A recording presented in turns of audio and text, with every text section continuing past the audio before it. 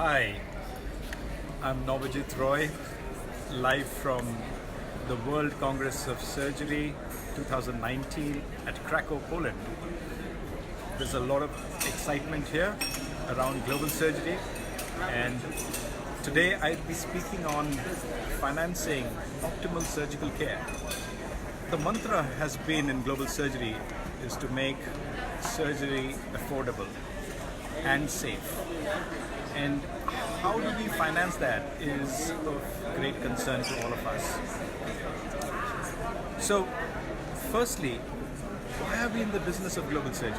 I think all of us who are in this global surgery want to see an equitable world. And surgical inequality and surgical affordability is one of those things which definitely makes the world an unequal place. So, lack of access, unmet need, financial risk, and economic losses all fall disproportionately heavily on the poor. And catastrophic health expenditure is known to drive people into poverty.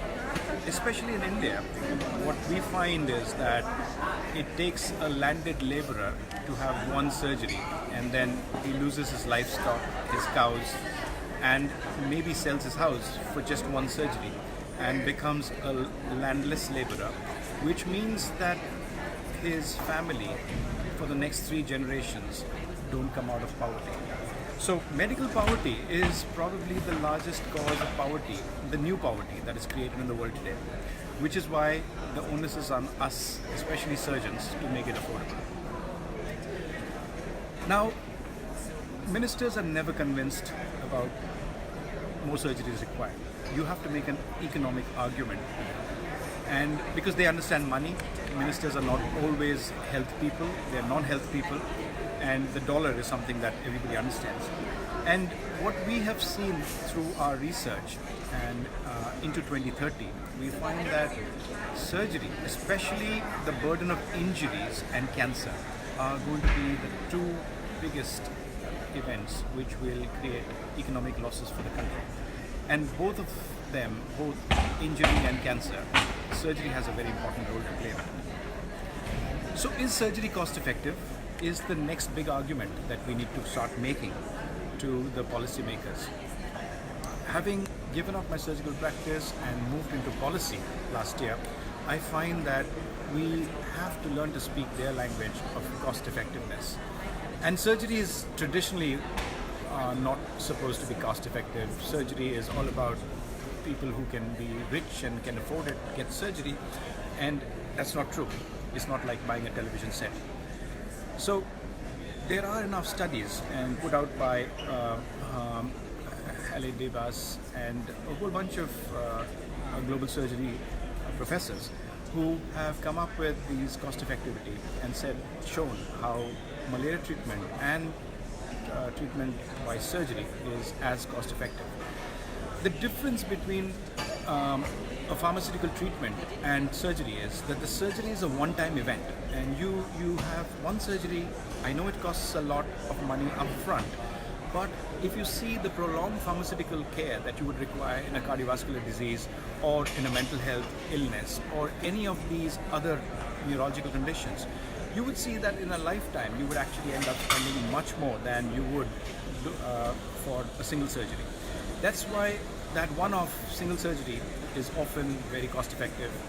Take for the example of cataract or trauma or hernia.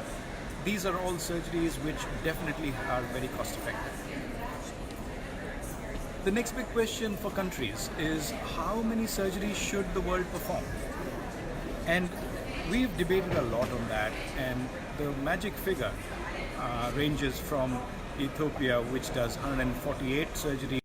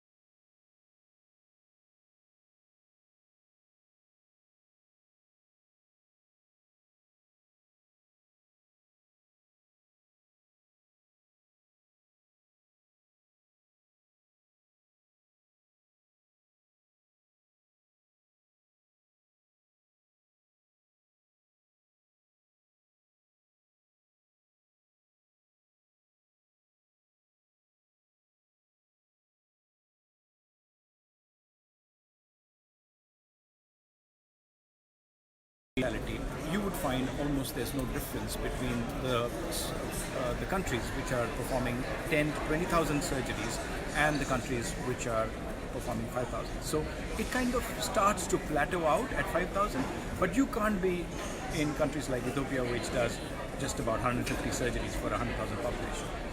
However, Ethiopia has taken remarkable steps forward using their SALTS program, and that has changed dramatically, and the number of surgeries now that they're doing per 100,000 people has already tripled in the last 1 year. So countries are really moving forward with very systematic national plans, and I am pretty certain that more and more countries over the next 10 years will follow suit. The next big question that we want to ask is how much should we really spend? And we find, research shows us that there is no direct correlation between the percentage of GDP which is spent on health. We keep saying we need to spend more and more money on health, and we need to spend a larger proportion of the country's GDP on health, but it does not correlate very well. Just because you have more money, and the classic example is the United States, where they have a huge amount of money spent, and yet their indicators don't match it. So I think we have to refine our argument. We have to make a more nuanced argument when we talk about financing optimal surgical care. It's not just asking for more money, but how do you spend that money? And that is the important key message. Healthcare expenditure per capita actually correlates much better. So the countries which are spending a little more per person, usually you see them do a little better.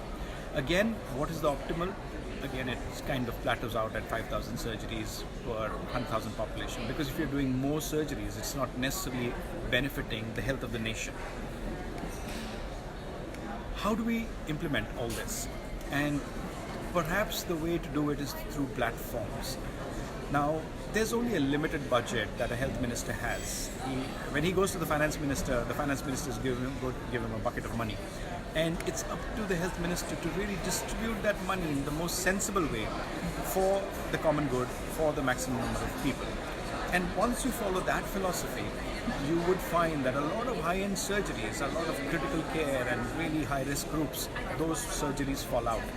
And we don't manage to, you will not be able to finance them, because you have to finance surgeries which are going to be more cost-effective for people.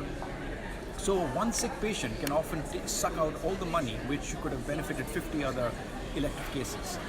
So the Lancet Commission had a classification which was must do, should do, can do surgeries, and I think that's a very useful classification to look at life. Must do surgeries are surgeries that cannot wait for more than 24 hours. Should do surgeries, you can wait for 24 hours but not for a week. And can do surgeries, you can wait for a week. And can do surgeries would be like basic skin flaps, cataract, cleft lip, cleft palate. These are surgeries which are very amenable to mission-based surgeries. They are the easiest group of surgeries to do. Probably that's the first target. Must-do surgeries are all life-saving surgeries, and that takes 24/7 cover, very hard to do, and needs a degree of competence to handle the complexity. So, though each country has to aim towards giving 24/7 cover, we are still a bit away from that. The WHO has got a very good classification, which is the 44 essential surgical procedures which are provided through platforms. When we say platforms, what are the surgeries that can be done at the community level? What are the surgeries that can be done at the district hospital and the first referral unit level? And what are the surgeries that can be done at the specialized level among these 44 essential surgeries? And there are only 8 procedures, which is treatment of abscesses, normal delivery, and suturing, which can be done at the community level. There are 29 procedures which can be done at the district hospital and the FRUs. And this is our main target. The unit of delivery, surgical delivery for the world, for the future of surgery, is definitely the district hospital. Unfortunately, the district hospital surgeons are not the ones who normally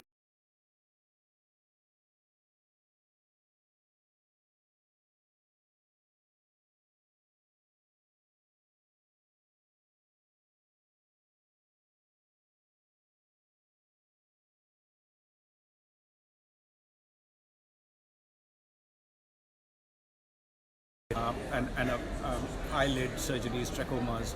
These are the surgeries which probably would need referrals to a specialist.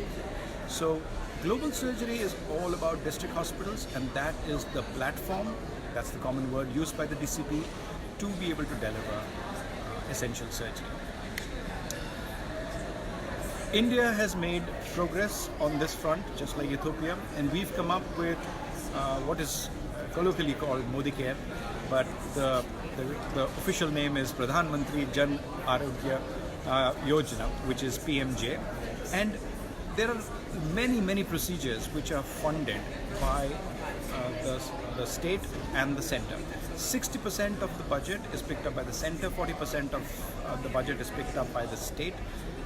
Health is still a state subject in India, but at the same time, to make it a central health plan or a national surgical plan, we have this whole business of demands